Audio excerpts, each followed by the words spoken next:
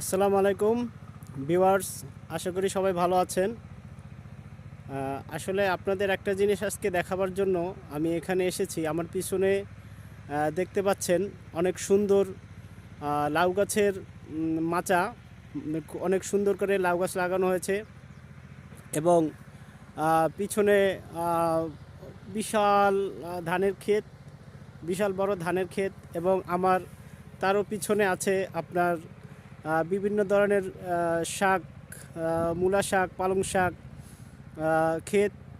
আসলে এটা মূলত দেখাবার উদ্দেশ্য হলো আমরা যারা শহরে থাকি তাদের অনেকের এই গ্রাম্য দৃশ্য আসলে অনেক সময় দেখতে দেখা যায় না। গ্রামের দৃশ্য আসলে দেখার একটা মানে ফিলিংসই আলাদা, একটা অন্যরকম মজা। গ্রামের পরিবেশ, মনোমুগ্ধকর পরিবেশ, আসলে অন্যরকম একটা